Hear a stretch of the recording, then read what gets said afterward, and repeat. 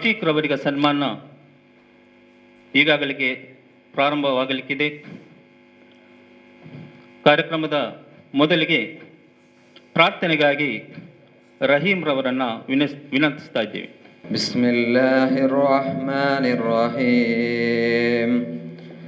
ಅಲ್ಹಮ್ದುಲಿಲ್ಲಾಹಿ ರಬ್ಬಿಲ್ ಆಲಮೀನ್ ಅರ್ ರಹ್ಮಾನಿರ್ Rahim Maliki ಯೌಮಿದ್ದೀನ್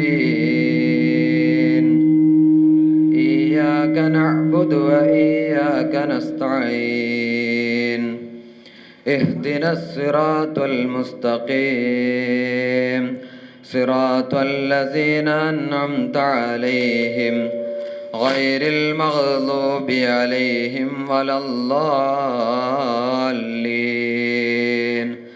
آمين. ಈಗ ನಮ್ಮ ಸನ್ಮಾನ್ಯ ಅತಿಥಿಗಳಿಗೆ ಸ್ವಾಗತವನ್ನು ಕೋರಲಿಕ್ಕಿದ್ದಾರೆ ನಮ್ಮ ಪ್ರಾನ್ಸಿಪಲ್ರಾದಂಥ ಶ್ರೀಯುತ ವಿಶ್ವರಾಜರವರು. ಈ ದಿನ ನಮ್ಮ 2021 ಹಾಗೂ 22ನೇ ಸಾಲಿನ ವಿದ್ಯಾರ್ಥಿಗಳ ಕ್ರೀಡಾಕೂಟದ ಬಹುಮಾನ ವಿತರಣಾ ಕಾರ್ಯಕ್ರಮ. ಕಳೆದ 2 ವರ್ಷದಿಂದ ಕೋವಿಡ್ ಕಾರಣದಿಂದ ಸ್ಪೋರ್ಟ್ಸ್ ನಡೆಯಲಿಲ್ಲ. ಆದರೆ ಈ ಸಲ ದೇವರ ದಯೆಯಿಂದ ಸ್ಪೋರ್ಟ್ಸ್ ಎಲ್ಲ ಕರೆಕ್ಟಾಗಿ ನಡೆದಿದೆ. ಅದರ ಬಹುಮಾನ ವಿತರಣಾ ಸಮಾರಂಭ ಹಾಗೂ ಈ ದಿನ ನಮ್ಮ ಕೈಗಾರಿಕಾ ತರಬೇತಿ ಸಂಸ್ಥೆಯಲ್ಲಿ ಕಳೆದ 25 ವರ್ಷದಿಂದ ಸೇವೆ ಸಲ್ಲಿಸುತ್ತಿರುವ ಮೊಹಮ್ಮದ್ ರಫೀಕ್ ಅವರು ವಯೋನಿವೃತ್ತಿ ಆಗುವ ದಿನ. ಅವರಿಗೂ ಸಣ್ಣ ಮಟ್ಟದಲ್ಲಿ ಸನ್ಮಾನ ಮಾಡುವ ಕಾರ್ಯಕ್ರಮವಿದ್ದು ಅದಕ್ಕೆ ಅಧ್ಯಕ್ಷರಾಗಿ ಬಂದಂಥ ನಮ್ಮ ಸೈಯದ್ ಮದನಿ ಚಾರಿಟೇಬಲ್ ಟ್ರಸ್ಟ್ ಅದರ ಅಧ್ಯಕ್ಷರಾದ ಜನಾಬ್ ಹಾಜಿ ರಶೀದ್ ಸರ್ ಅವರಿಗೆ ತುಂಬ ಹೃದಯದ ಸ್ವಾಗತ. ಇವರಿಗೆ ನಮ್ಮ ITIಯ ಫಿಟ್ಟರ್ ಟ್ರೇಡಿನ ಅಫ್ರೀದ್ ಅವರು ಬಂದು ಹೂ ಕೊಟ್ಟು ಸ್ವಾಗತ ನೀಡಬೇಕಾಗಿ ವಿನಂತಿಸುತ್ತೇನೆ.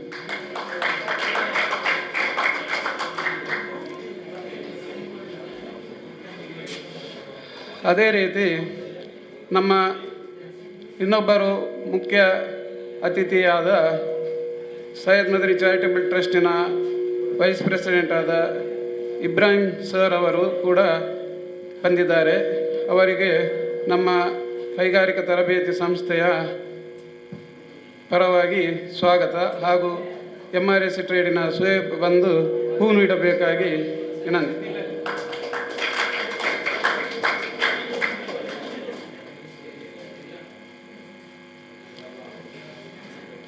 ಮತ್ತೋರ್ವ ಅತಿಥಿಯಾದ ನಮ್ಮ ಸೈಯದ್ ಮದನಿ ಚಾರಿಟೇಬಲ್ ಟ್ರಸ್ಟಿನ ಸೆಕ್ರೆಟರಿ ಆದ ಮೊಹಿದ್ದೀನ್ ಅವರು ಬಂದಿದ್ದಾರೆ.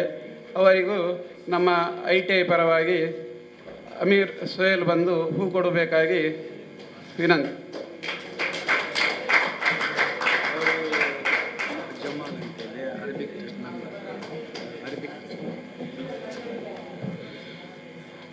ಅದೇ ರೀತಿ ಮತ್ತೋರ್ವ ಮುಖ್ಯ ಅತಿಥಿ ಜಮಾಲ್ ಅಂತವರು ಸರ್ ಅರಬಿಕ್ ಟ್ರಸ್ಟಿನ ಟ್ರಸ್ಟಿ ಆಗಿದ್ದಾರೆ. ಇವರಿಗೆ ನಮ್ಮ ITIಯ ವಿದ್ಯಾರ್ಥಿಯಾದ ನಿಜಾಮುದ್ದೀನ್ ಬಂದು ಹೂ ಕೊಡಬೇಕಾಗಿ ವಿನಂತಿ.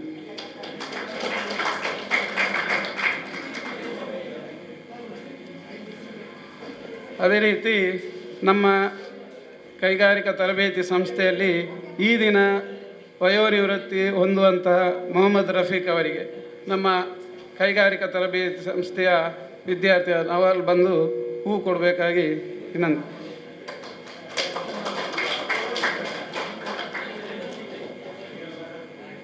ಅದೇ ರೀತಿ ಎಲ್ಲ ಬಂದ ಅತಿಥಿಗಳನ್ನು ಸ್ವಾಗತಿಸುತ್ತಾ ಹೂ ಕೊಟ್ಟಂಥ ವಿದ್ಯಾರ್ಥಿಗಳಿಗೂ ಹಾಗೂ ಬಂದ ಎಲ್ಲ ನಮ್ಮ ಸಿಬ್ಬಂದಿ ವರ್ಗದವರು ವಿದ್ಯಾರ್ಥಿಗಳಿಗೆ ಸ್ವಾಗತವನ್ನು ಕೋರುತ್ತಾ ನನ್ನ ಸ್ವಾಗತ ಭಾಷಣ ನಿಲ್ಲಿಸ್ತೇನೆ. ಜೈ ಹಿಂದ್ ಅಂತ. Thank you. ಸ್ವಾಗತವನ್ನು ಕೋರಿದಂತಹ ಸನ್ಮಾನ್ಯ ಪ್ರಾಂಶುಪಾಲರವರಿಗೆ ಧನ್ಯವಾದಗಳು. ಇನ್ನು ಮುಂದಿನ ಕಾರ್ಯಕ್ರಮ 2021-22ನೇ ಸಾಲಿನ ಕ್ರೀಡೋತ್ಸವದಲ್ಲಿ ಭಾಗವಹಿಸಿ ಬಹುಮಾನವನ್ನು ಪಡೆದಂತಹ ವಿದ್ಯಾರ್ಥಿಗಳಿಗೆ ಪ್ರೈಸ್ ಡಿಸ್ಟ್ರಿಬ್ಯೂಷನ್ ಸಮಾರಂಭ ಈಗಾಗಲೇ ನಡೆಯಲಿಕ್ಕಿದೆ.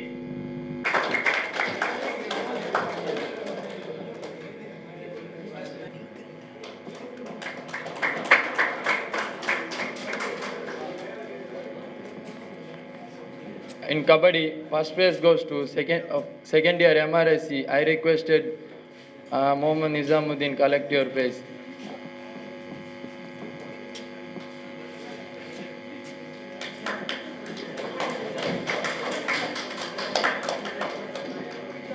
Second place goes to first year MRSC. I requested Said Saik come and collect your praise.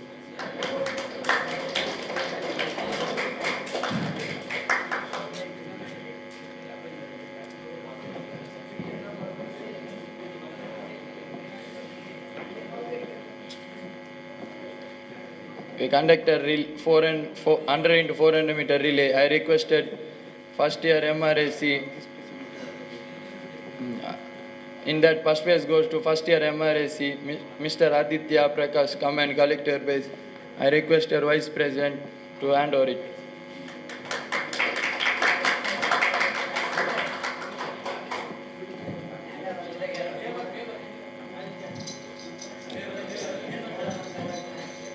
Second place goes to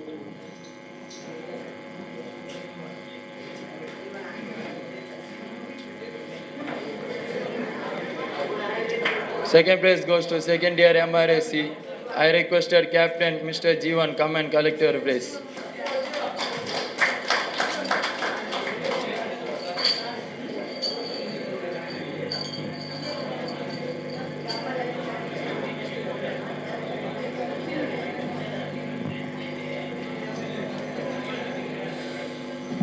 And third place goes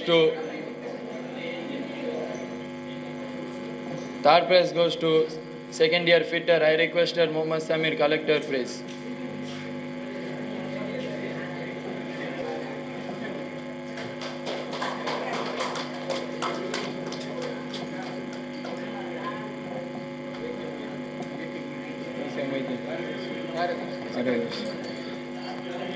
In short put, first place goes to Sayyid Shaikh.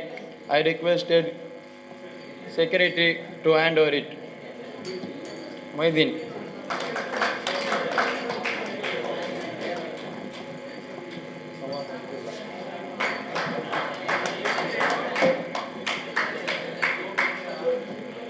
Second place goes to Sawad Abdullah.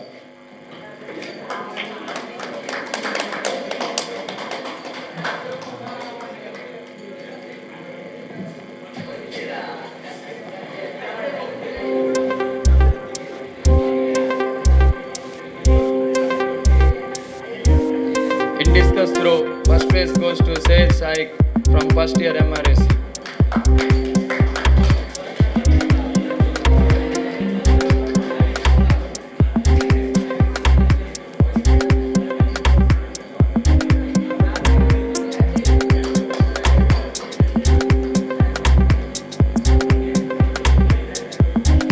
Second place goes to Mohammad Ishad from electrician.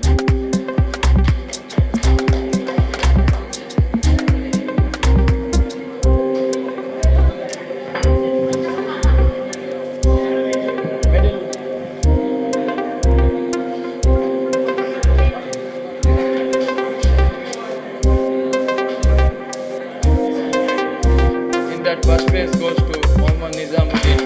I requested Mr. Jamal sir to hand over it.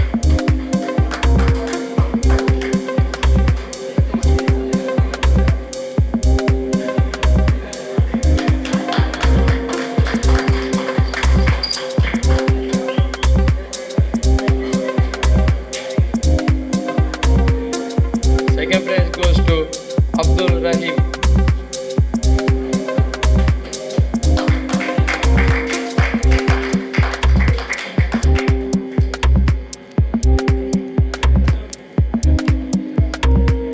Third place goes to Aditya Prakash.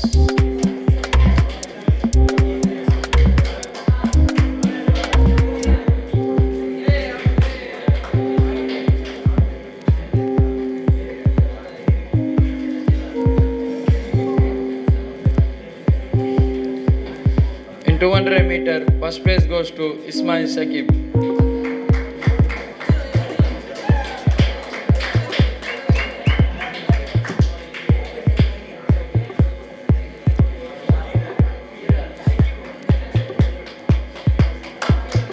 Second prize goes to Abubakar Siddiq.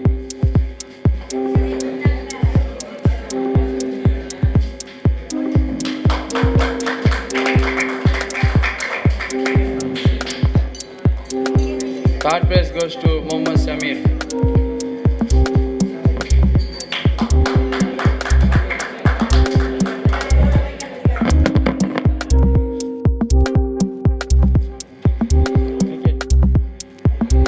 ಅದೇ ರೀತಿ ಈಗ ತಾನೇ ಆಗಮಿಸಿದಂಥ sir Amir ಅವರು Arabic ಟ್ರಸ್ಟಿನ ಪ್ರಧಾನ ಕಾರ್ಯದರ್ಶಿಯಾಗಿದ್ದಾರೆ.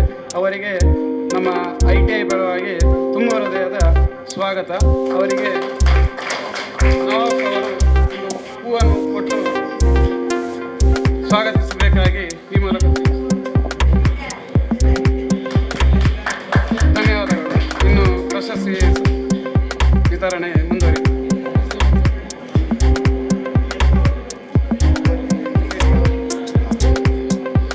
We conducted the cricket match. In that, first prize goes to first year MRSC. I requested Amir sir to hand over it. The captain Zafir Ahmad, come and collect your prize.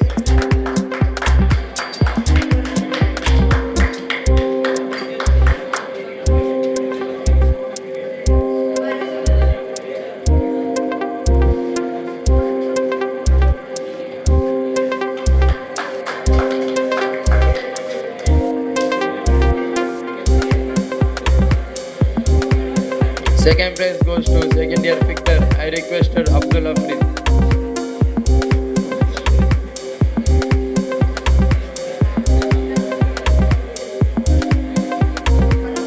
In football, first prize goes to second year Peter. I requested captain Abdul Hafid, come and collect your prize.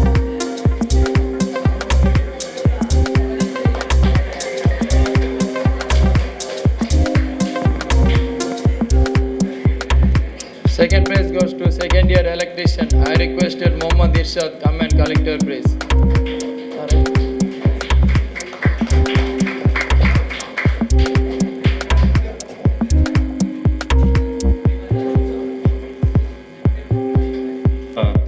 Syed Madani charitable trust ಇದರ secretary ಆದಂತಹ Haji AK ಮೊಯ್ತೀನ್ ಇವರನ್ನು ನಾನು ಒಂದೆರಡು ಮಾತನ್ನು ಆಡಲಿಕ್ಕೆ ವಿನಂತಿಸ್ತಾ ಇದ್ದೇನೆ. ಜೀವನದಲ್ಲಿ ವಿದ್ಯಾಭ್ಯಾಸ ಬೇಕು. ವಿದ್ಯೆಯನ್ನು ಕಲಿತ ನಂತರ ಉದ್ಯೋಗ ಬೇಕು. ಆ ಉದ್ಯೋಗದ ಮುಖಾಂತರ ಜೀವನವನ್ನು ನಡೆಸಿಕೊಂಡು ಹೋಗಬೇಕು, ಕುಟುಂಬವನ್ನು ಸಾಕಬೇಕು. ಇದೆಲ್ಲ ಆ ಒಂದು ಮನುಷ್ಯನಿಗೆ ಬೇಕಾದಂಥ ಒಂದು ಪದ್ಧತಿ. ಈ ಒಂದು ಕೈಗಾರಿಕಾ ತರಬೇತಿ ಕೇಂದ್ರ ಅಂದ ಮೇಲೆ ಇದರಲ್ಲಿ ತಮ್ಮ ಅಭಿಲಾಷೆಗೆ ತಕ್ಕಂತಹ ತಮಗೆ ಏನು ಆ ಉದ್ಯೋಗದ ಮೇಲೆ ಒಂದು ಏಮ್ ಇದೆ ಅದನ್ನು ಹುಡುಕಿಕೊಂಡು ಆಯಾ ತರಗತಿಯಲ್ಲಿ ಆಯಾ ಕೋರ್ಸನ್ನು ಕಲಿತುಕೊಂಡು ಒಂದು ಆ ಜೀವನದ ಒಂದು ಪಾದಾರ್ಪಣೆ, ಉದ್ಯೋಗಕ್ಕೆ ಬೇಕಾಗಿ ಪಾದಾರ್ಪಣೆ ಮಾಡುವಂಥ ಒಂದು ಸಂಸ್ಥೆ. ಇಲ್ಲಿ ಕಲಿತಂತಹ ಅನೇಕ ವಿದ್ಯಾರ್ಥಿಗಳು ಬೇರೆ ಬೇರೆ ಕಡೆಗಳಲ್ಲಿ ಉದ್ಯೋಗವನ್ನು ಮಾಡ್ತಾ ಇದ್ದಾರೆ, ಗಲ್ಫ್ ರಾಷ್ಟ್ರದಲ್ಲಿದ್ದಾರೆ. ಉದಾಹರಣೆಗೆ ನಾನೇ ಇಲ್ಲಿ ಸೇರಿಸಿದಂತಹ ವಿದ್ಯಾರ್ಥಿ ಬೆಂಗಳೂರಲ್ಲಿದ್ದಾರೆ, ಗಲ್ಫ್ ರಾಷ್ಟ್ರದಲ್ಲಿದ್ದಾರೆ, ಈಗಲೂ ಕೆಲವರಿದ್ದಾರೆ ಇಲ್ಲಿ. ಇರಲಿ, ಏನಾದರೂ ಇದ್ದರೆ ನನ್ನೊಂದು ನಿಮಗೆ ಕಿವಿ ಮಾತು ಹೇಗೆಂದರೆ, ಈಗ ಪ್ರಿನ್ಸಿಪಾಲ್ ಹೇಳಿದರು ಕೊರೋನಾದಿಂದ ನಾವು ಏನು ಆಟೋಟ ಆ ಕ್ರೀಡೆ ಸ್ಪೋರ್ಟ್ಸನ್ನು ಮಾಡಲಿಕ್ಕೆ ಆಗಲಿಲ್ಲ, ಈ ರೀತಿಯಾಗಿ ನಾವು ಅವರಿಗೆ ಒಂದು ಬಹುಮಾನ ವಿತರಣೆ ಆ ನಂತರ ಮಾಡಿದ್ದು ಅಂತ. ಕ್ರೀಡೆಯೊಂದಿಗೆ ನೀವು ಕಲಿಕೆಯಲ್ಲಿ ಒಂದು ಒಳ್ಳೆಯ ಒಂದು ಉತ್ಸಾಹವಿಟ್ಟುಕೊಂಡು ಕಲಿಯಬೇಕು. ಈ ರೀತಿ ಕಲಿತರೆ ಮಾತ್ರ ನಿಮಗೆ ಜೀವನದಲ್ಲಿ ಮುಂದೆ ಬರಲಿಕ್ಕೆ ಸಾಧ್ಯ. ಮತ್ತು 1995ರಲ್ಲಿ ನಾನು ದರ್ಗಾ ಕಮಿಟಿ ಮೆಂಬರ್ ಆಗಿ ಬಂದಾಗಲೇ ITI ಎಂಬ ಒಂದು ಸಂಸ್ಥೆ ಇಲ್ಲಿತ್ತು. ಅದನ್ನು ಅಷ್ಟಾಗಿ ಯಾರು ಗಮನಿಸುವಂಥ ಒಂದು ಪದ್ಧತಿ ಇರಲಿಲ್ಲ.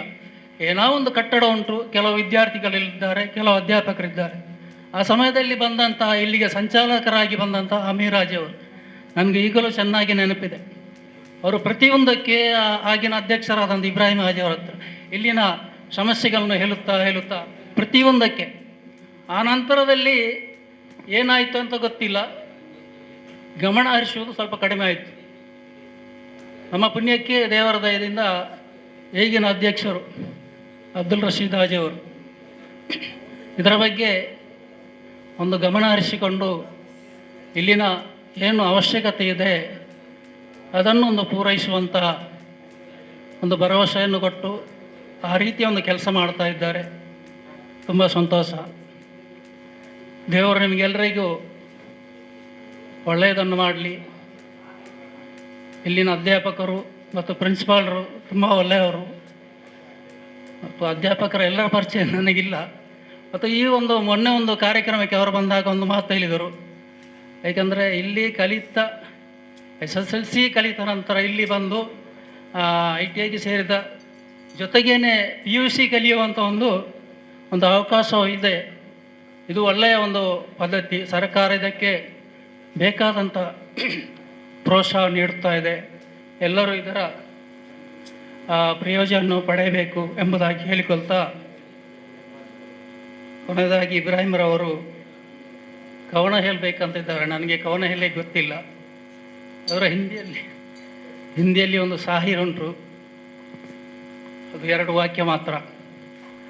ಜೀವನ್ ಮೇ ಡರ್ ನಹೀ, जीवन में तो डरना नहीं, सर नीचा कभी करना नहीं, हिम्मत वाले तू मरना नहीं, जीना है तो प्यारे तो लड़ना जिंदगी से, आंधी हो या तूफान ना झकना तो किसी से, जग में तो आगे ही रहना पीछे कदम टलना नहीं, जीवन में तू डरना नहीं, सर नीचा कभी करना नहीं, हिम्मत वाले तू मरना नहीं. Thank you.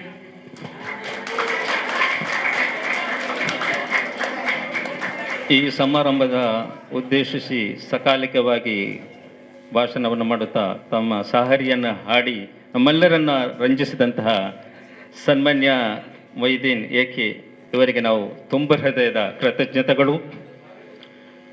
ಮುಂದಿನ ಕಾರ್ಯಕ್ರಮಕ್ಕಾಗಿ ನಮ್ಮೆಲ್ಲರ ನೆಚ್ಚಿನ ಮಾಜಿ ಸಂಚಾಲಕರಾಗಿರುವಂತಹ ಅಮೀರ್ ರವರು ಈಗಾಗಲೇ ವೇದಿಕೆ ಹಂಚಿಕೊಂಡಿದ್ದಾರೆ. ಅವರನ್ನು ನಾನು ಈಗ ಒಂದೆರಡು ಮಾತನ್ನು ಆಡಬೇಕಾಗಿ ಪೋಡಿಯಂಗೆ ಆಹ್ವಾನಿಸ್ತಾ ಇದ್ದೀನಿ.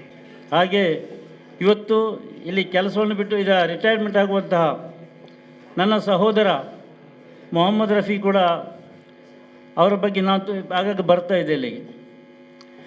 ನನಗೂ ಈ ITIಗೂ ಒಂದು ಮಿತ್ರರಾದ ಏಕೆ ಮೊಯ್ದೀನ್ ಹೇಳಿದಾಗೆ ನಾನು 5 ವರ್ಷ ಇಲ್ಲಿ ಸಂಚಾಲಕನಾಗಿ ಕೆಲಸ ಮಾಡಿದ್ದೆ. ನಾನು ಪ್ರಥಮವಾಗಿ ಇಲ್ಲಿ ಸಂಚಾಲಕನಾಗಿ ಆಯ್ಕೆಯಾದ ನಂತರ ಪ್ರಥಮವಾಗಿ ಇಲ್ಲಿ ನಾನು ITI ಬರ್ತಾ ಇದ್ದೇನೆ. ನನಗೆ ನೋಡಿ ತುಂಬ ಬೇಜಾರಾಯಿತು. ಅವರು ಹೇಳಿದಾಗೆ ಇಲ್ಲಿ ಏನೂ ಇರಲಿಲ್ಲ ಅಂತೇಳಿ ಏನೂ ಇರಲಿಲ್ಲ. ನಾನು ಆಗ ಪ್ರಿನ್ಸಿಪಾಲರಾಗಿದ್ದ ಅಹಮದ್ ಹತ್ರ ಕೇಳಿದೆ, ಇಲ್ಲಿ ಯಾರು ಬರೋದಿಲ್ಲ ದರ್ಗದ ವತಿಯಿಂದ, ಯಾರು ಬರೋದಿಲ್ಲ, ನೋಡಲಿಕ್ಕೆ ಬರೋದಿಲ್ಲ ಅಂತೇಳಿ. ಹಾಗೆ ಎಂತ ಮಾಡಿದೆ ಅಂತ ಹೇಳಿದರೆ ಅಲ್ಲಿಂದ ನನಗೂ ಸ್ವಲ್ಪ ಇದರಲ್ಲಿ ಸ್ವಲ್ಪ ನಾಲೆಜ್ ಇದೆ. ಹಾಗೆ ಅದಕ್ಕೆ ಬಗ್ಗೆ ನಾನು ಏನಾದರೂ ಒಂದು ಮಾಡಬೇಕಂತೇಳಿ ಒಂದು ಸಂಕಲ್ಪ ಮಾಡಿದೆ. ಆಗ ಈ ಸೈಯದ್ ಮನ್ನಿ ಚಾರಿಟೇಬಲ್ ಟ್ರಸ್ಟ್ನ ಕಾರ್ಯದರ್ಶಿಯಾಗಿದ್ದಂತಹ ಅವರು ಸ್ಟೇಟ್ ಬ್ಯಾಂಕ್ ಎಂಪ್ಲಾಯಿ ರಿಟೈರ್ಡ್ ಆಗಿದ್ದರು. ಅವರು ಎ ಖಾದರ್ ಅವರು ಇಲ್ಲಿ ಸೆಕ್ರೆಟರಿ ಆಗಿದ್ದರು. ನಾನು ಕೂಡ ಅವರು ಜೊತೆಯಾಗಿ ಏನಾದರೂ ಇದನ್ನು ಮೇಲೆ ತರಬೇಕಂತೇಳಿ ಉದ್ದೇಶದಿಂದ ಕೆಲವು ಕಾರ್ಯಕ್ರಮವನ್ನು ಹಮ್ಮಿದ್ದೇವೆ.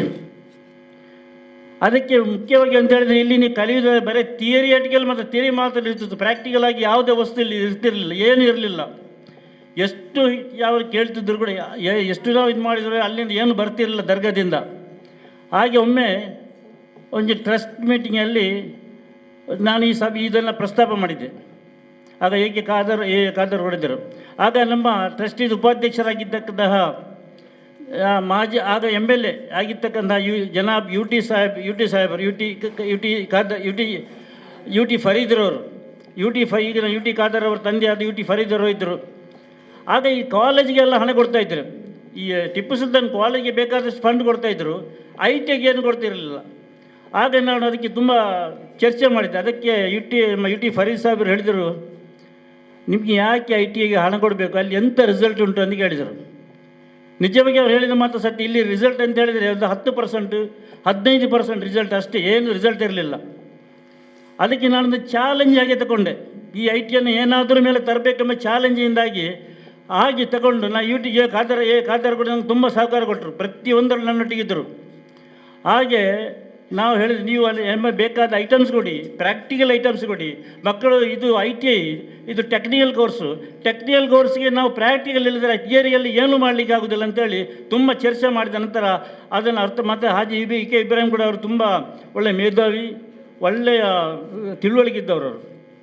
ಹಾಗೆ ಸ್ವಲ್ಪ ಬರ್ತಿತ್ತು. ಮತ್ತು ನಾನು ಇಲ್ಲಿ ಪ್ರಿನ್ಸಿಪಲ್ ಹತ್ರ ಸೇರಿ ಈ ನಮ್ಮ ಸ್ಟಾಫನ್ನು ಒಟ್ಟಿಗೆ ಒಂದು ಮೀಟಿಂಗ್ ಕರೆದು, ನಮಗೆ ಏನಾದರೂ ಮಂತ್ಲಿ ನಾವೊಂದು ರಿವ್ಯೂ ಮಾಡಬೇಕು, ಮಕ್ಕಳು ಎಷ್ಟು ಕಲಿತಾರೆ ಏನು ಮಾಡ್ತಾರೆ ಎಂಬುದು ರಿವ್ಯೂ ಮಾಡಬೇಕಂತೇಳಿ.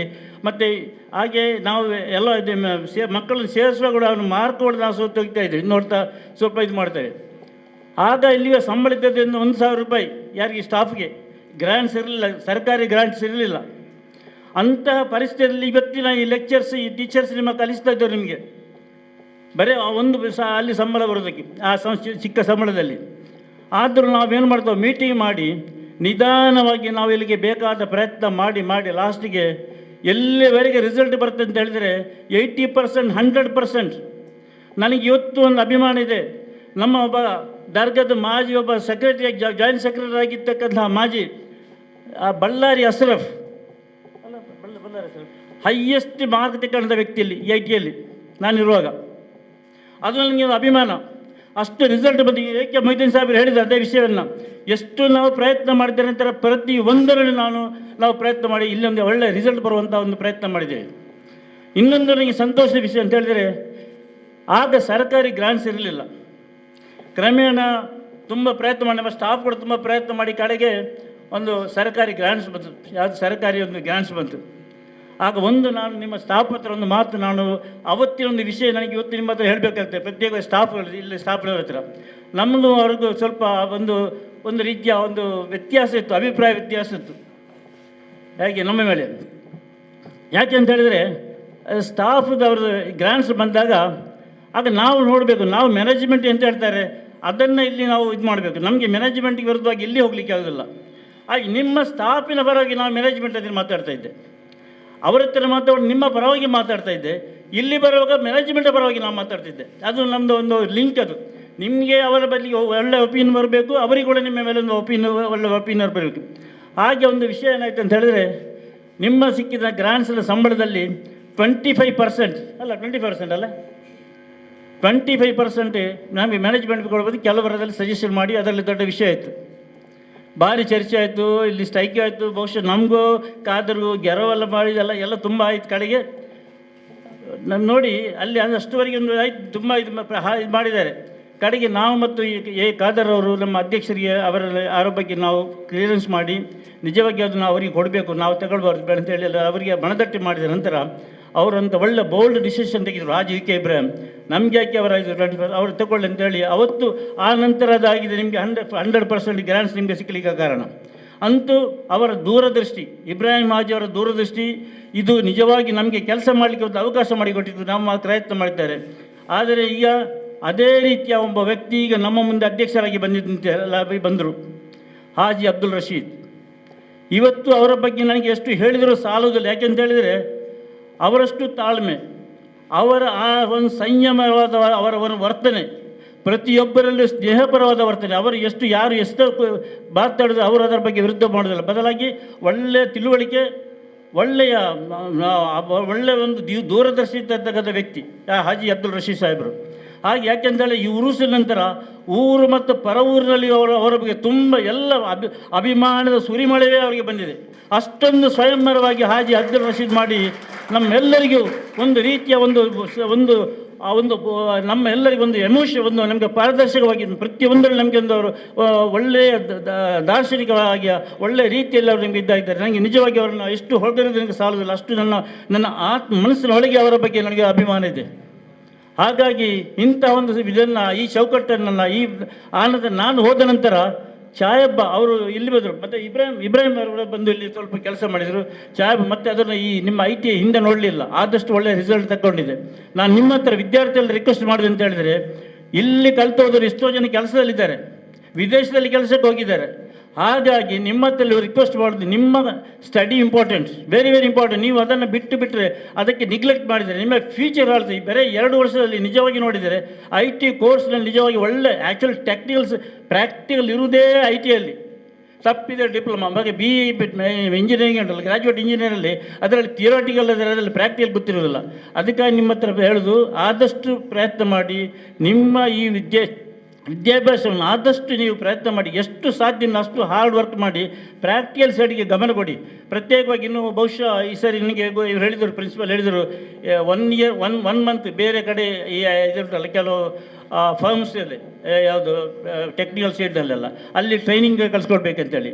1 ಮಂತ್ ಅಲ್ಲ, ಸಾಧಾರಣ ಇದ್ದರೆ 6 ಮಂತ್ ಆದರೂ ನೀವು ಅಪ್ರೆಂಟಿಸ್ ಇದ್ದಿದ್ರೆ ಒಳ್ಳೆ ನಿಮಗೆ ಪ್ರಾಕ್ಟಿಕಲ್ ಎಕ್ಸ್ಪೀರಿಯನ್ಸಸ್ ಇದೆ.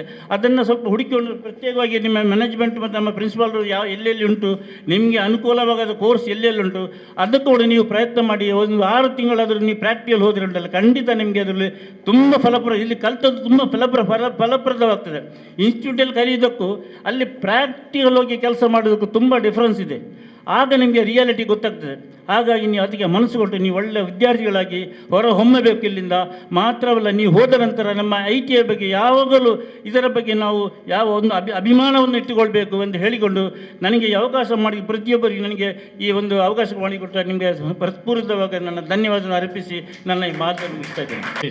ಹಿತವಚನವನ್ನು ನೀಡಿದಂತಹ ಸನ್ಮಾನ್ಯ ಮಾಜಿ ಸಂಚಾಲಕ ಹಾಲಿ ಟ್ರಸ್ಟ್ ಸನ್ಮಾನ್ಯ ಅಮೀರ್ ರವರಿಗೆ ತುಂಬ ಹೃದಯದ ಕೃತಜ್ಞತೆಗಳು. ಈಗ ನಮ್ಮೆಲ್ಲರ ಕಣ್ಮನಿ ಉಪಾಧ್ಯಕ್ಷರಾದಂತಹ ಇವತ್ತು ಸೈಯದ್ ಮದನಿ ಚಾರಿಟೇಬಲ್ ಟ್ರಸ್ಟ್ ಇವತ್ತು ನೀವು 1ನೇ ವರ್ಷ 2ನೇ ವರ್ಷ ಈ ಕೋರ್ಸು ಈಗ ಇಲ್ಲಿ ಕಲಿತಾ ಇದ್ದೀರಿ. ಇದರಲ್ಲಿ 4 ಕೋರ್ಸ್ ಉಂಟು ಅಲ್ಲ, ಒಂದು ಪಿಟ್ಟರ್, ಒಂದು ಇಲೆಕ್ಟ್ರಾನಿಕ್, ಒಂದು AC, ಒಂದು ಇಲೆಕ್ಟ್ರಿಷಿಯನ್.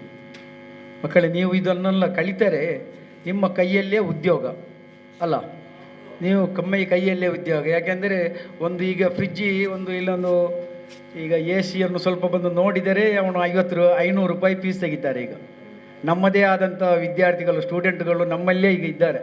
ಬಂದು ನೋಡಿ ಸ್ವಲ್ಪ ಮುಟ್ಟಿದರೆ 500 ರೂಪಾಯಿ ತೆಗಿತಾರೆ. ಇದರ ಅದು ಹೋಗಿದೆ, ಇದು ಹೋಗಿದೆ ಅಂತೇಳಿ. ಆದರೆ ಯಾವುದೂ ಇರಲಿ ಮಕ್ಕಳೇ, ಇಲ್ಲಿ ಕಲಿತು ನೀವೆಲ್ಲ ಒಳ್ಳೆಯರಾಗಬೇಕು. ಯಾಕೆಂದರೆ ಈ ಮದನಿ ITಗೆ ಒಂದು ಇತಿಹಾಸ ಇದೆ. ಇಲ್ಲಿ ಒಳ್ಳೆಯ ರೀತಿಯಲ್ಲಿ ಕಲಿತಂಥ ಮಕ್ಕಳು ಇಲ್ಲಿ ಕಲಿತು ಹೋದವರಿಗೆ ಒಳ್ಳೆಯದೇ ಆಗಿರ್ತದೆ, ಅದಕ್ಕೆ ವಿರುದ್ಧವಾಗಿ ನಡೆದುಕೊಂಡು ಹೋದವರಿಗೆ ಅದು ವಿರೋಧವಾಗಿರ್ತದೆ. ಇದು ನಾನು ಹೇಳುವ ಮಾತಲ್ಲ. 37 ವರ್ಷ ಕಾಲ ಇಲ್ಲಿಯ ಅಧ್ಯಕ್ಷರಾಗಿದ್ದಂಥ ಹಾಜಿ ಮರ್ಹೂಮ್ ಇಬ್ರಾಹಿಂ ಹಾಜಿ ಅವರು ಅವರ ಈ 37 ವರ್ಷದಲ್ಲಿ ನಡೆದ ಘಟನೆಯನ್ನು ಅವರು ಹೇಳ್ತಾರೆ. ಅದೆಲ್ಲರಿಗೂ ಗೊತ್ತುಂಟು. ಇಲ್ಲಿ ಸಾಧಾರಣ ಇಲ್ಲಿ ಒಂದು JTO ಇದ್ದವರು, ಏನು ಯಾವಾಗ ನೋಡ್ರಿ ಗಲಾಟೆ, ಅಲ್ಲಿ ಹೋದರು ಅವರು, ಆಮೇಲೆ ಏನಿಲ್ಲ, ಲಾಸ್ಟ್ಗೆ ಸರ್ಕಾರದ ಕೆಲಸವೇ ಬಿಟ್ಟುಬಿಟ್ರು. ಹೀಗೆ ಆದ ಕಾರಣ ಮಕ್ಕಳು, ಈಗ ನೀವೆಲ್ಲ ಇಲ್ಲಿ ಕಲಿತಂಥ ಮಕ್ಕಳು, ಮೊದಲೆಲ್ಲ ಇಲ್ಲಿ ಕೇರಳದ ಮಕ್ಕಳು ಜಾಸ್ತಿ ಆಗಿತ್ತು, ಉಪ್ಪಳ ಆ ಸೈಡ್ನ ಮಕ್ಕಳು, ಅವರೆಲ್ಲ ಇದರಲ್ಲಿ ಬಾರ್ಜಿ ಮತ್ತು ಇದರಲ್ಲಿ ಅಲ್ಲಿ ಇದ್ದಾರೆ ಕೆಲಸ ಮಾಡ್ತಾ ಒಳ್ಳೊಳ್ಳೆ. ಅವರು ಸಹ ಹೇಳೋದು ಇಲ್ಲಿ ITಗೆ ಹೋಗಿ ಅಂತೇಳಿ. ಮೊದಲು ಇಲ್ಲಿ ಗಡಿನಾಡ ಅಂತೇಳಿ ಅದು ಇದು ಅಂತೇಳಿ ಮತ್ತು ಕೇರಳದ ಮಕ್ಕಳು ತೆಗೀಲಿಕ್ಕೆ ಅವಕಾಶ ಇತ್ತು. ಈಗಂದ್ರೆ ಈಗ ಕರ್ನಾಟಕದ ಮಕ್ಕಳನ್ನು ತೆಗೀಲಿಕ್ಕೆ ಅವಕಾಶ. ಆದ ಕಾರಣ ಮಕ್ಕಳು ಈಗೆಲ್ಲ ಕಲಿತವರೆಲ್ಲ ದೇಶ ವಿದೇಶದಲ್ಲಿದ್ದಾರೆ. ಈಗ ನಿಮಗೆಲ್ಲ ಗೊತ್ತಿರಬಹುದು, ಇಲ್ಲಿ ಸಾಧಾರಣ ಮಕ್ಕಳು ಕಲಿತವರೆಲ್ಲ ಹೊರದೇಶದಲ್ಲಿದ್ದಾರೆ, ಈ ಊರಿನಲ್ಲಿದ್ದಾರೆ, ಬೆಂಗಳೂರು, ಬಾಂಬೆ, ಇಲ್ಲೆಲ್ಲ ಕಡೆಯಲ್ಲಿದ್ದಾರೆ ವರ್ಕ್ ಮಾಡ್ತಂದರೆ. ನಿಮಗೆ ಇಲ್ಲಿ ಕೆಲಸ ಮಾಡು 2 ವರ್ಷದಲ್ಲಿ ಕಲಿತು ನಿಮಗೆ ವರ್ಕ್ ಮಾಡಿ 1 ವರ್ಷ ಎಲ್ಲಿಯಾದರೂ ಟ್ರೈನಿಂಗ್ ಆಗಿ ಕೆಲಸ ಮಾಡಬೇಕು. ಅದು ಒಳ್ಳೆಯ ನಿಯತ್ತಿನಲ್ಲಿ ಮಾಡಬೇಕು. ಸಂಬಳ ಕಡಿಮೆಯಾದರೂ ನಿಮಗೆ ಸರ್ವಿಸ್ ಆಗಲಿಕ್ಕೆ ನೀವು ಅಲ್ಲಿ ನಿಲ್ಲಬೇಕು. ಅಂಥ ತಾಳ್ಮೆ ನಿಮ್ಮಲ್ಲಿ ಇರಬೇಕು. ಇದ್ದರೆ ತಾನೇ ನೀವು ಒಂದು ಇದಾಗ್ತೀರಿ. ನೀವು ಒಬ್ಬ ವಿದ್ಯಾರ್ಥಿ, ನೀವು ನಿಮ್ಮ ಕಾಲಲ್ಲೇ ನಿಲ್ಲುವ ಒಂದು ಇದು ಇರ್ತದೆ. ಯಾಕೆಂದರೆ ಇಲ್ಲೆಲ್ಲ ಕೆಲಸ ಮಾಡಿ ಇಲ್ಲೆಲ್ಲ ಕಲಿತಂಥ ಮಕ್ಕಳು 1 ವರ್ಷ ಎಲ್ಲ ಬ್ಯಾಂಗ್ಳೂರು ಅಲ್ಲಿ ಎಲ್ಲ ತಿರುಗಾಡಿ ಬಂದು ಎಲ್ಲ ಮಾಡಿ ಈಗೆಲ್ಲ ಇಲ್ಲೇ ವರ್ಕ್ಶಾಪೆಲ್ಲ ಮಾಡಿದ್ದಾರೆ. ಹೇಳಲಿಕ್ಕೆ ಈಗ ನಿಮಗೆಲ್ಲ ತಲೆಗೆ ಹೋಗ್ಲಿಕ್ಕಿಲ್ಲ ಅದಲ್ಲ. ಈಗ ನಿಮ್ಮ ವಯಸ್ಸು ಮಕ್ಕಳ ಇದಾಗಿದೆ. ಆದ್ದರಿಂದ ಮಕ್ಕಳೇ, ನೀವು ಕಲಿತು ಒಳ್ಳೆಯ ರೀತಿಯಲ್ಲಿ ಎಲ್ಲರೂ ಪಾಸಾಗಿ, ಎಲ್ಲರೂ ಯಾಕೆ ಹೇಳ್ತಾ ಇದೆ ಅಂದರೆ, ನೀವೆಲ್ಲರೂ ಕಲಿತು ನೀವು ಒಳ್ಳೆಯ ನಿಮ್ಮ ಕಾಲಲ್ಲಿ ನೀವು ನಿಲ್ಲಬೇಕು. ಇದೇ ನಿಮಗೆ ಉದ್ದೇಶ. ಇನ್ನೊಬ್ಬರ ಹತ್ರ ಹೋಗಿ ನಾವು ಇದು ಮಾಡೋದಕ್ಕಿಂತ ನಿಮ್ಮ ಈ ಕಲಿತ ಸರ್ಟಿಫಿಕೇಟ್ ಅಂದರೆ ಇಲ್ಲಿಯ NVC ಸರ್ಟಿಫಿಕೇಟ್, ಅದು ಕೇಂದ್ರ ಸರ್ಕಾರದ ಸರ್ಟಿಫಿಕೇಟ್. ಅದಕ್ಕೆ ಯಾವ ದೇಶ ವಿದೇಶದ ಮೂಲೆಗಳಲ್ಲಿ ಅದಕ್ಕೆ ಇದುಂಟು, ಅವ್ರು ಸರ್ಟಿಫಿಕೇಟ್ ನೋಡ್ತಾರೆ ಇದು ಅಂತೇಳಿ. ಇದಂತೇಳಿ ಹೋಗಿ ನಿಮಗೆ ಕರೀತಾರೆ ಕೆಲಸಕ್ಕೆ. ಆದ ಕಾರಣ ನೀವು ಈ AC ಕಲಿತವರು ಅದರಲ್ಲಿ ಕೆಲವು ನೀವೆಲ್ಲ ಇದೇ ಈ ವರ್ಕ್ಶಾಪ್ ಇದಕ್ಕೆ ಟ್ರೈನಿಂಗ್ ಹೋಗೋದಲ್ಲ, ಇದರಲ್ಲಿ ನೀವು ಕಲಿತಂಥ ಇಂಗ್ಲೀಷ್ ಮೀಡಿಯಂನಲ್ಲಿ ಬಂದಂಥ ವಿದ್ಯಾರ್ಥಿಗಳಿದ್ದಾರೆ. ಇವರೆಲ್ಲ ನೀವೆಲ್ಲ ಒಂದೇ ಇದಕ್ಕೆ ಫೀಲ್ಡಿಗೆ ಹೋಗಬಾರ್ದು. ನೀವು ಇನ್ನೂ ಒಂದು 2 ವರ್ಷ ಬೇರೆ ಕೋರ್ಸಲ್ಲುಂಟು, ಅದೆಲ್ಲ ತೆಗೆದು ನೀವು ಇಲ್ಲಿಯಾಗಿ JTO ಸಹ ಆಗಬೇಕು. ಯಾಕೆಂದರೆ ಅದರ ಕೊರತೆ ಸಹ ಉಂಟು. ಈಗ JTOಗಳ ಕೊರತೆ ಉಂಟು. ಈಗ ನಿಮ್ಮ ಈ ಲೆಕ್ಚರ್ಸ್ನವರ ಕೊರತೆ ಇದೆ. ಈಗ ಎಲ್ಲರೂ ಮಕ್ಕಳು ನೀವು ಇದಕ್ಕೆ ಹೋಗುವಾಗ ಅದನ್ನು ಸಹ ನೀವು ತುಂಬಬೇಕು. ನೀವು ಕಲಿತು ಒಳ್ಳೆಯರಾಗಬೇಕು, ಒಳ್ಳೆಯ ರೀತಿಯಲ್ಲಿ ನೀವು ಅದಕ್ಕೆ JTO ಆಗಬೇಕು ಅಂತ ಅದನ್ನು ಸಹ ನೀವು ಕಲಿತು ನೀವು JTO ಆಗಬೇಕು. ಯಾಕೆಂದರೆ ನಿಮ್ಮೆಲ್ಲರಿಗೂ ವಿಷಯ ಗೊತ್ತುಂಟು, ನಿಮ್ಮೆಲ್ಲರಿಗೂ ಒಳ್ಳೆಯದಾಗಲಿ, ನೀವರೆಲ್ಲರೂ ಕಲಿತು ಒಳ್ಳೆಯ ರೀತಿಯಲ್ಲಿ ನೀವೆಲ್ಲರೂ ಪಾಸಾಗಲಿ ಅಂತೆಲ್ಲ ಹೇಳುತ್ತಾ ನಿಮ್ಮಲ್ಲಿ ಎಲ್ಲರಿಗೂ ಶುಭವಾಗಲಿ ಎಂದು ಹಾರೈಸ್ತಾ ನನ್ನ 2 ಮಾತನ್ನು ಮುಗಿಸ್ತೇನೆ.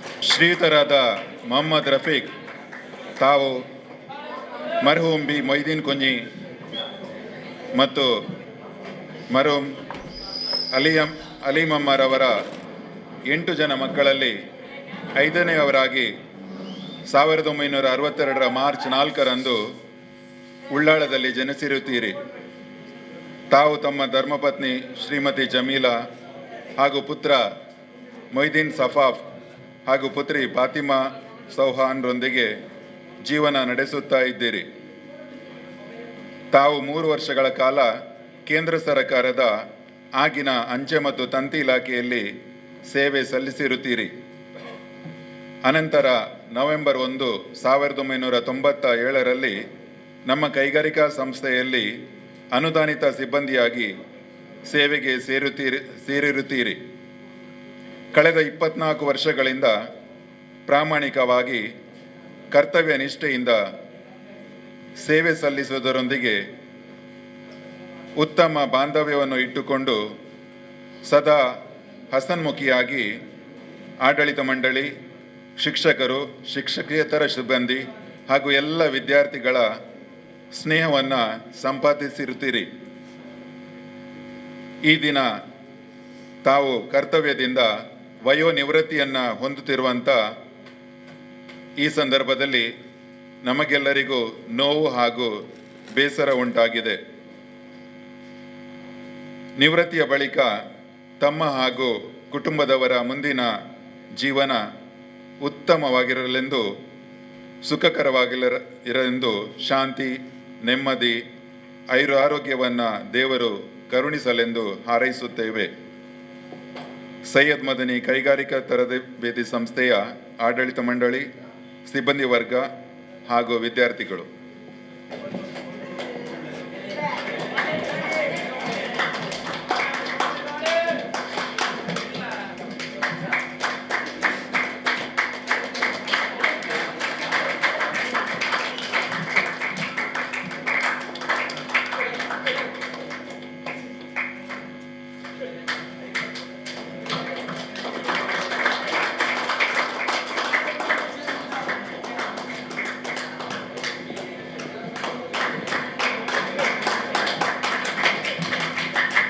ಸನ್ಮಾನ ಪತ್ರವನ್ನು ಓದಿದಂತಹ ಡೆನ್ನಿಸ್ ಸರ್ ಅವರಿಗೆ ಧನ್ಯವಾದಗಳು. ಈಗಾಗಲೇ ಸನ್ಮಾನ ಕಾರ್ಯಕ್ರಮ ನಡೀತಾ ಇದೆ. ಅಧ್ಯಕ್ಷರವರು ಮೊಮೆಂಟೋ ಹಾಗೂ ಫಲಪುಷ್ಪವನ್ನು ನೀಡಿ ಶಾಲು ಹೊದಿಸಿ ಸನ್ಮಾನಿಸಿದ್ದಾರೆ. ಇದಕ್ಕೆ ಸಹಕರಿಸಿದಂಥ ಎಲ್ಲರಿಗೂ ಕೃತಜ್ಞತೆಗಳನ್ನು ಸಲ್ಲಿಸುತ್ತಾ ಮುಂದಿನ ಕಾರ್ಯಕ್ರಮ ನಮ್ಮ ಈ ಹಿಂದೆ ಮಾತಾಡಿದವರೆಲ್ಲ ಅಗತ್ಯಕ್ಕೆ ಅನುಸರಿಸಿ ಎಲ್ಲ ವಿಚಾರಗಳನ್ನು ತಮ್ಮ ಮುಂದೆ ಇಟ್ಟಿದ್ದಾರೆ. ಎಲ್ಲದಕ್ಕಿಂತ ಮಿಗಿಲಾಗಿ ಈಗಿನ ವರ್ತಮಾನ ಕಾಲದಲ್ಲಿ ವಯಸ್ಸು ಚಿಕ್ಕದಿದ್ದರೂ ಮನುಷ್ಯ ವರ್ಗದಲ್ಲಿದ್ದ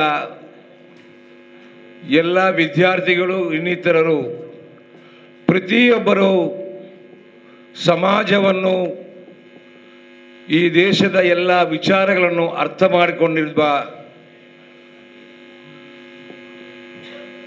ಒಂದು ಪ್ರಬುದ್ಧ ವಿದ್ಯಾರ್ಥಿಗಳಾಗಿದ್ದೀರಿ ನೀವು.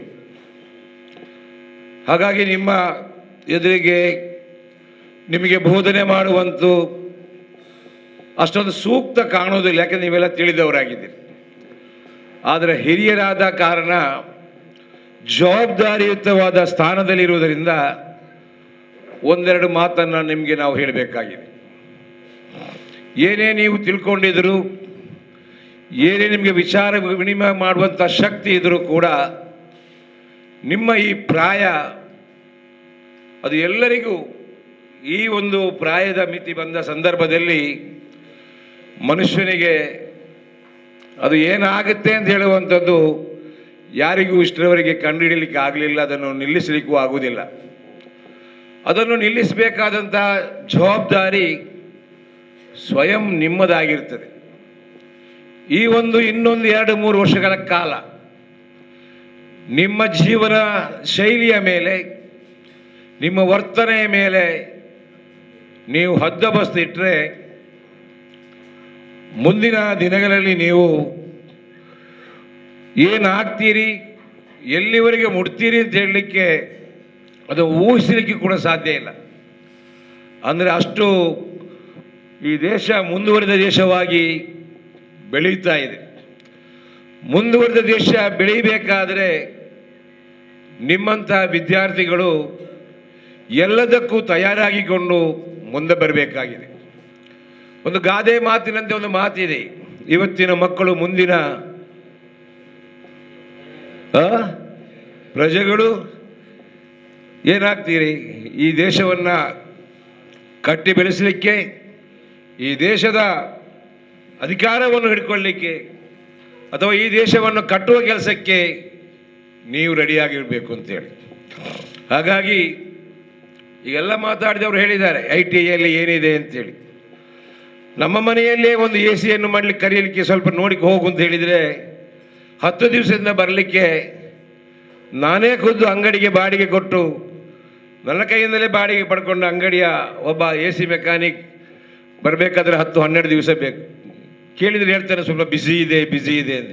ಯಾಕೆಂದರೆ ಸೆಕೆ ಉಂಟು, ಎಲ್ಲ ಕಡೆಯಲ್ಲಿ AC ಯೂಸ್ ಮಾಡ್ತಾರೆ, ಎಲ್ಲರಿಗೂ ಒಂದೇ ಕಾಲದಲ್ಲಿ ರಿಪೇರಿ ಬರ್ತದೆ. ಹಾಗಾಗಿ AC ಅಂತ ಹೇಳಿ ಅಲ್ಲ, ಈಗಾಗಲೇ ಇಬ್ರಾಹಿಂ ಯಾರೋ ಹೇಳಿದ ಹಾಗೆ ನಿಮ್ಮ ಕೈಯಲ್ಲಿ ಈಗ ಒಂದು ಜಾಬ್ ಇದೆ.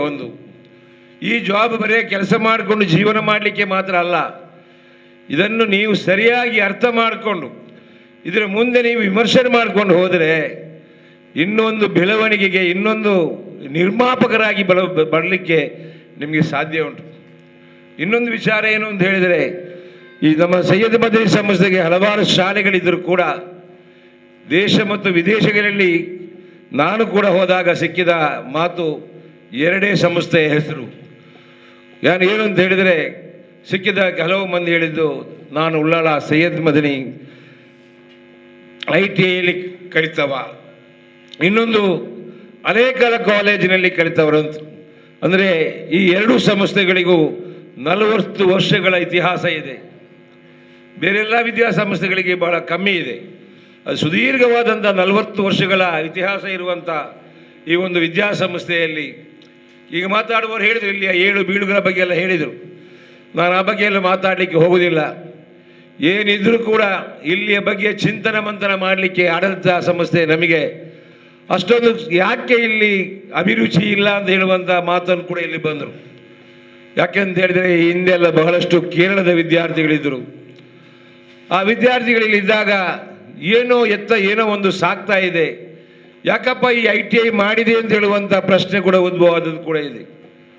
ಈಗ ಅಲ್ಹಮ್ದುಲಿಲ್ಲಾ ಎಲ್ಲ ಜಾತಿ ವರ್ಗದ ಜನರು ಇಲ್ಲಿ ಬಂದು ವಿದ್ಯಾಭ್ಯಾಸ ಮಾಡುವುದು, ಅವರ ಶಿಸ್ತು ಮತ್ತೊಂದು ವಿಚಾರ ಸ್ವಲ್ಪ ಹೆಚ್ಚು ಕಮ್ಮಿ ಇದ್ದರೂ ಕೂಡ ಈ ಸಂಸ್ಥೆ ಬೆಳೀಲಿಕ್ಕೆ ಕಾರಣ ಆಗ್ತಾ ಇದೆ. ನೀವು ಮುಂದಿನ ದಿನಗಳಿಗೆ ಕೂಡ ನಿಮ್ಮ ಸ್ನೇಹಿತರ ಇನ್ನಿತರ ಹೆಚ್ಚಿನ ಕೆಲವು ಹುಡುಗರನ್ನು ವಿದ್ಯಾರ್ಥಿಗಳನ್ನು ಇಲ್ಲಿ ಸೇರಿಸುವಲ್ಲಿ ನೀವು ಪಾತ್ರ ವಹಿಸಬೇಕು. ನಾವು ಇಲ್ಲಿ ಶಾಲೆ ಕಟ್ಟಲಿಕ್ಕೆ ಆಗಲಿಲ್ಲ, ಈ ಸಂಸ್ಥೆಯನ್ನು ಮಾಡಲಿಕ್ಕೆ ನಮ್ಮಿಂದ ಆಗಲಿಲ್ಲ. ಆದರೆ ಈ ಸಂಸ್ಥೆಯನ್ನು ಉಳಿಸಿ ಬೆಳೆಸುವಂಥ ಕೆಲಸ ಸರ್ಕಾರ ಬೇಕಾದಷ್ಟು ನಮಗೆ ಅನುದಾನ ಕೊಡ್ತಾ ಇದೆ. ಅಂತೆಲ್ಲ ಪರಿಸ್ಥಿತಿ ಇರುವಾಗ ಇದನ್ನು ಉಳಿಸಬೇಕಾಗಿದೆ, ಇದನ್ನು ಬೆಳೆಸಬೇಕಾಗಿದೆ. ಸರ್ಕಾರ ಖರ್ಚು ಮಾಡುವಂಥದ್ದು ನಾವು ಇಲ್ಲಿ ಖರ್ಚು ಮಾಡಿಟ್ಟಂತಹ ಹಣ ಇದೆಲ್ಲ ಲೆಕ್ಕ ಮಾಡಿ ನೋಡಾಗ ಈ ಕೇವಲ 80 ಮಕ್ಕಳಿದ್ದರೆ ಈ ಒಂದು ಸಂಸ್ಥೆಗೆ ಸಾಕಾ ಎಂಬ ಒಂದು ಪ್ರಶ್ನೆ ಬರ್ತದೆ. ಆದರೆ ಈ 84 ಮಂದಿ ಆಗಿರಲಿ, ಇದು ಸುಮಾರು 800 ಮಂದಿಗೆ ಸಮಾನ. ನಿಮ್ಮ ಕೈಗಳಿಗೆ ಕೆಲಸ ಮಾಡುವಂಥ ಇನ್ನು ಕೆಲವು ಜನ ಇರಬಹುದು, ಮತ್ತೊಂದಾಗಿ ಬೆಳೀಲಿಕ್ಕೆ ಸಾಧ್ಯತೆ ಇದೆ. ಹಾಗಾಗಿ ನಾನು ಒಂದೇ ಒಂದು ವಿಚಾರ ತಮ್ಮಲ್ಲಿ ವಿನ್ನವಿಸುವಂಥದ್ದು, ನಾವೆಲ್ಲರೂ ಈ ಭೂಮಿ ಮೇಲೆ ಬಹಳ ಅಲ್ಪ ಆಯುಷ್ಯದಲ್ಲಿ ಜೀವನ ಮಾಡುವಂತಹ ಜನರು. ನಾವು ಏನು 100 ವರ್ಷ ಬದುಕುವಂಥ ಅವಕಾಶ ಎಲ್ಲ ಈಗಿನ ಕಾಲದಲ್ಲಿ ಇಲ್ಲ. ಹೆಚ್ಚಿನ ಬದುಕು ಅಂದರೆ 65-70 ಒಳಗೆ ಮುಗಿಯುತ್ತದೆ. ಅದರ ಮಧ್ಯೆ ಬೇರೆ ಬೇರೆ ಕಾರಣಗಳಿಂದ ಎಳೆಯ ವಯಸ್ಸಿನ ಜೀವ ಕೂಡ ಕಳೆದುಕೊಳ್ಳುವಂಥವನ್ನು ನಾವು ಕಾಣ್ತಾ ಇದ್ದೇವೆ. ಎಲ್ಲದಕ್ಕೂ ನಾವು ಜಾಗರೂಕತರಾಗಿಕೊಂಡು ನಮ್ಮ ಜೀವನವನ್ನು ಅಲ್ಲಾಹನ ಮೇಲೆ, ಸೃಷ್ಟಿಕರ್ತನ ಮೇಲೆ ಭಾರ ಇಟ್ಕೊಂಡು ನಮ್ಮ ಜೀವನ ಶೈಲಿಯನ್ನು ಸಂಸ್ಕರಿಸಿಕೊಂಡು, ಯಾಕೆಂತ ಹೇಳಿದರೆ ನಾನು ಯಾವ ರೀತಿ ಬೇಕಾದರೂ ನನಗೆ ಡ್ರೆಸ್ ಮಾಡುವಂಥ ಅವಕಾಶ ಸಂವಿಧಾನ ಕೊಟ್ಟಿದೆ, ಯಾವ ರೀತಿಯ ನಾನು ಕಟ್ಟಿಂಗ್ ಮಾಡಬೇಕಾದರೂ ನನಗೆ ಅವಕಾಶ ಕೊಟ್ಟಿದೆ. ಆದರೆ ಮನುಷ್ಯನನ್ನು ಗುರುತಿಸುವಂಥ ರೀತಿಯಲ್ಲಿ ನಾವು ಡ್ರೆಸ್ ಮಾಡುವಂಥದ್ದನ್ನು, ನಾವು ನಡೆಯುವಂಥದ್ದನ್ನು ಚೆನ್ನಾಗಿ ಪರಿಪಾಲಿಸ್ಕೊಂಡು ಬಂದರೆ ಕೆಲವು ಕಡೆ ಆಗುವಂಥ ಅನಾಹುತಗಳಿಗೆ ಕೂಡ ಅದು ಬಹಳ ಉಪಕಾರ ಆಗ್ತದೆ. ಉದಾಹರಣೆಗೆ ನಾನು ಕೂಡ ಒಂದು ಸಮಯದಲ್ಲಿ ಏನೋ ಒಂದು ಕಾರ್ಯಕ್ರಮಕ್ಕೆ ಹೋದಾಗ ಒಂದು ಗುಂಪು ನನ್ನ ಸ್ನೇಹಿತರ ಜೊತೆಯಲ್ಲಿ ನಾನು ಸೇರಿಕೊಂಡೆ. ಅಲ್ಲಿ ಸೇರಿದಾಗ ಸುಮಾರು 12 ಗಂಟೆ ರಾತ್ರಿಗೆ ನಾವು ಮಾರ್ಗದ ಬದಿಯಲ್ಲಿ ಏನೋ ತಿನ್ನಲಿಕ್ಕೆ ಅಂತ ಹೋದೆವು. ಪೊಲೀಸರು ಬಂದು ನಮ್ಮೆಲ್ಲರನ್ನು ಹಿಡಿದರು. ನಾನು ಅಲ್ಲಿಗೆ ಅವರ ಅತಿಥಿಯಾಗಿ ಹೋಗಿದ್ದೆ. ಈಗಿನ ಕಥೆಯಲ್ಲ, ಸ್ವಲ್ಪ ವರ್ಷದ ಹಿಂದೆ ನಮ್ಮ ಯೌವನದ ಕಾಲದಲ್ಲಿ ಎಲ್ಲ ಪೊಲೀಸ್ ಸ್ಟೇಷನ್ಗೆ ಹೋದೆವು. ಆದರೆ ನನ್ನನ್ನೊಬ್ಬನು ಮಾತ್ರ ಬಿಟ್ಟು ಕಳಿಸಿದರು. ಬಾಕಿ ಇದ್ದವರನ್ನ ಅಲ್ಲಿ ಬೆಳಿಗ್ಗೆ ನೋಡುವ ಅಂತ ಹೇಳಿದರು. ಕಾರಣ ಅವರು ಹಾಕಿದ ಡ್ರೆಸ್ಸು, ಅವರ ತಲೆ ಕೂದಲು ಮತ್ತೊಂದು ಆ ರೀತಿ ಇತ್ತು. ಹಾಗಾಗಿ ನನ್ನ ಮಾತಿನ ವ್ಯವಸ್ಥೆಯಿಂದ ನಾನು ಹಾಕಿದ ಡ್ರೆಸ್ಸಿನ ಇದನ್ನು ನೋಡಿಕೊಂಡು ನನಗೆ ಅಲ್ಲಿ ರಿಯಾಯಿತಿ ಸಿಕ್ಕಿದೆ. BM ಇದ್ನಬ್ಬ ಅವರು ಒಂದು ಹೇಳ್ತಾ ಇದ್ರು, ಉಪ್ಪಿನಂಗಿಣಿ ಮಠದಲ್ಲಿ ದೊಡ್ಡ ಒಬ್ಬ ಶ್ರೀಮಂತರು ಏನೋ ಒಂದು ಮಾತಿಗೆ ಆಗಿ ಒಂದು ಪೆಟ್ಟು ಹೊಡೆದು ಒಂದು ಜೀವ ಹೋಯಿತು. ಅವರು ಬಹಳ ದೊಡ್ಡ ಜನ, ಅವರು ಕೋರ್ಟಿಗೆ ಕೇಸಿಗೆ ಹೋಗುವಂಥ ಪರಿಸ್ಥಿತಿ ಬಂತು. ಆ ಸಂದರ್ಭದಲ್ಲಿ ಜಡ್ಜು ಅವರ ವೇಷಭೂಷಣವನ್ನು ನೋಡಿ ಈ ವ್ಯಕ್ತಿ ಕೊಲೆ ಮಾಡಲಿಕ್ಕೆ ಸಾಧ್ಯ ಇಲ್ಲ ಎಂಬ ಮಾತನ್ನು ಹೇಳಿದರು. ಯಾಕೆ ನಾನು ಇದನ್ನು ನೆನಪಿಸಿದೆ ಅಂತ ಹೇಳಿದರೆ, ನಮ್ಮ ಪ್ರತಿಯೊಂದು ಆಗು ಹೋಗುಗಳು ನಾವು ಜೀವನದಲ್ಲಿ ಮಾಡುವ ಪ್ರತಿಯೊಂದು ನಮ್ಮ ವೇಷಭೂಷಣ ಇರಲಿ, ನಮ್ಮ ನಡಿಗೆ ಇರಲಿ, ಮತ್ತೊಂದಿರಲಿ, ಎಲ್ಲವನ್ನು ನಾವು ಸರಿ ಮಾಡಿಕೊಂಡ್ರೆ ನಮ್ಮ ಏನು ಹೆಚ್ಚು ಕಮ್ಮಿ ಇದ್ರೂ ಕೂಡ ನಮ್ಮನೊಳಗೆ ನಾವು ಅದನ್ನು ಸಂಸ್ಕರಿಸಿ ನಾವು ಸರಿಯಾಗಬೇಕು. ಆಗ ಮಾತ್ರ ನಮ್ಮ ಉದ್ದೇಶ ಸಫಲತೆ ಆಗಲಿಕ್ಕೆ ಸಾಧ್ಯತೆ ಇದೆ. ಈ ಒಂದು ಸಮಾಜದಲ್ಲಿ ನಾವು ಬದುಕಲಿಕ್ಕೆ ಸಾಧ್ಯತೆ, ಎಲ್ಲರೂ ನಮ್ಮನ್ನು ಗುರುತಿಸುವಂಥ ಕೆಲಸ ಮಾಡಲಿಕ್ಕೆ ಕೂಡ ಸಾಧ್ಯತೆ ಉಂಟು. ಹಾಗಾಗಿ ನಾವು ಒಂದು ಉತ್ತಮವಾದ ಸಮಾಜವನ್ನು ಕಟ್ಟಲಿಕ್ಕೆ ನಾವೆಲ್ಲ ಕಟ್ಟಿಬದ್ಧರಾಗಿ, ನಾವೆಲ್ಲ ಒಂದಾಗಿಕೊಂಡು, ಸರ್ವ ಧರ್ಮದ ಜನರು ಸೇರಿಕೊಂಡು ಏನಾದರೂ ಅನಾಹುತಗಳಾಗುವಂಥದ್ದು ಅಥವಾ ಈ ದೇಶದಲ್ಲಿ ನಡೆಯುವ ಕೆಲವೊಂದು ಅನಾಚಾರಗಳಿಗೆ, ಬೇಡವಾದಂಥ ಮದ್ಯವ್ಯಸನಗಳ ವಿಚಾರಗಳಿಗೆ ನಾವು ಸಂಘಟಿತರಾಗಿ ಹೋರಾಡಿಕೊಂಡು ಈ ದೇಶವನ್ನು ಉಳಿಸುವಂಥ ಕೆಲಸ ಮಾಡಬೇಕು. ಹಾಗಾಗಿ ಮಾತ್ರ ಈ ಮುಂದಿನ ಭವಿಷ್ಯತ್ತಿಗೆ ನಮ್ಮ ಮಕ್ಕಳಿಗೆ ನಾವು ದಾರಿ ಮಾಡಿಕೊಟ್ಟಾಗೆ ಆಗ್ತದೆ. ಈಗ ನೀವೆಲ್ಲ ಕಾಣ್ತೀರಿ, ಎಲ್ಲ ಕಡೆ ಮದ್ಯವ್ಯಸನ, ಬೇಡದ ಕೆಲವು ಅನಾಚಾರಗಳಿಂದಾಗಿ, ಅತ್ಯಾಚಾರಗಳಿಂದಾಗಿ ಈ ಸಮಾಜ ದಿನದಿಂದ ದಿನಕ್ಕೆ ಬೇರೆ ಬೇರೆ ರೀತಿಯಲ್ಲಿ ನಾವು ವಂಚಿತರಾಗುವಂಥ ಪರಿಸ್ಥಿತಿಯನ್ನು ಕಾಣ್ತಾ ಇದ್ದೇವೆ. ಹಾಗಾಗಿ ಈ ಸೃಷ್ಟಿಕರ್ತ ನಮಗೆಲ್ಲರಿಗೂ ಒಳ್ಳೆಯ ಬುದ್ಧಿಯನ್ನು ಕೊಟ್ಟು ಈ ಸಮಾಜವನ್ನು ನಾವು ರಕ್ಷಿಸಿಕೊಂಡು ಮುಂದಿನ ಜನಾಂಗಕ್ಕೆ ನಾವು ದಾರಿ ಮಾಡಿಕೊಡುವ ಕೆಲಸವನ್ನು ಮಾಡೋಣ ಅಂತಂದು ಪ್ರತಿಜ್ಞೆ ಮಾಡಿಕೊಂಡು ಮುಂದಿನ ದಿನಗಳಲ್ಲಿ ನಿಮಗೆಲ್ಲರಿಗೂ ಆ ಸೃಷ್ಟಿಕರ್ತ ಒಳ್ಳೆಯದನ್ನು ಮಾಡಲಿ. ಈ ಸಮಾಜದಲ್ಲಿ ಪ್ರತಿಯೊಬ್ಬರು ಹೆಸರು ಪಡೆಯುವಂಥ ವ್ಯವಸ್ಥೆಗೆ ನಿಮಗೆ ಅನುಗ್ರಹಿಸಲಿ ಅಂತ ಮಾತನ್ನು ಹೇಳಿ ನನ್ನ ಮಾತನ್ನು ಮುಗಿಸ್ತೇನೆ. ಈ ನಮ್ಮ ಟ್ರಸ್ಟಿನ ಅಧೀನದಲ್ಲಿರುವ ಈ ಒಂದು ನಮ್ಮ ITಯಲ್ಲಿ ಕೆಲಸ ನಿರ್ವಹಿಸುವಂಥ ಪ್ರತಿಯೊಬ್ಬ ಸಿಬ್ಬಂದಿ ಕೂಡ ಬಹಳ ಪ್ರಾಮುಖ್ಯತೆಯಿಂದ, ಬಹಳ ನಿಷ್ಠೆಯಿಂದ ಒಂದು ಗುರಿಯನ್ನು ಇಟ್ಕೊಂಡು ಕಾರ್ಯಕೆಲಸವನ್ನು ಮಾಡ್ತಾ ಇದ್ದಾರೆ. ಹಾಗೆ ಮುಂದಿನ ದಿನಗಳಲ್ಲಿ ಕೂಡ ಇದೇ ರೀತಿಯ ನಿಮ್ಮ ಪ್ರಯತ್ನ ಮುಂದೆ ಸಾಗಲಿ. ಅದೇ ರೀತಿ ಏನಾದರೂ ಹೆಚ್ಚುವರಿ 2 ಕೋರ್ಸ್ಗಳನ್ನು ಮಾಡಲಿಕ್ಕೆ ಏನಾದರೂ ಸಾಧ್ಯವಾಗುವುದಿದ್ದರೆ ಪ್ರಯತ್ನ ಮಾಡಿಕೊಂಡು ನೀವು ಅಭಿಪ್ರಾಯ ಮಾಡಿಕೊಂಡು ಮಂಡಿಸಿದರೆ ನಾವು ಟ್ರಸ್ಟ್ ಸಭೆಯಲ್ಲಿ ಅದನ್ನು ಇಟ್ಕೊಂಡು ಅನುಮೋದಿಸಿ ಮುಂದಿನ ನಮ್ಮ ಯುವ ಪೀಳಿಗೆಗೆ ಇನ್ನೂ ಹೆಚ್ಚಿನ ಕೆಲಸವನ್ನು ಮಾಡಲಿಕ್ಕೆ ಅವಕಾಶ ಮಾಡಿಕೊಡುವ ಅಂತ ಹೇಳ್ಕೊಂಡು ನನ್ನ ಮಾತನ್ನು ಮುಗಿಸ್ತೇನೆ. ಜೈ ಹಿಂದ್, ಜೈ ಕರ್ನಾಟಕ. ಇವತ್ತು ನಿವೃತ್ತಿ ಹೊಂದಿದ್ದ ಮೊಹಮ್ಮದ್ ರಫೀಕ್ ಅವರು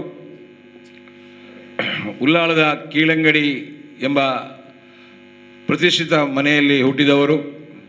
ಸುಮಾರು 24 ವರ್ಷಗಳ ಕಾಲ ಇಲ್ಲಿ ಕೆಲಸ ಮಾಡಿ ಇವತ್ತು ನಿವೃತ್ತಿ ಹೊಂದುವಾಗ ಮನಸ್ಸಲ್ಲಿ ಸಿಬ್ಬಂದಿಗಳು ಅಂತ ಇಲ್ಲ, ವಿದ್ಯಾರ್ಥಿಗಳು ಕೂಡ ವಿದಾಯ ಸಂದರ್ಭದಲ್ಲಿ ಒಂದು ಕಣ್ಣೀರ ಹನಿ ಬರುವಂಥದ್ದು ಸ್ವಾಭಾವಿಕ.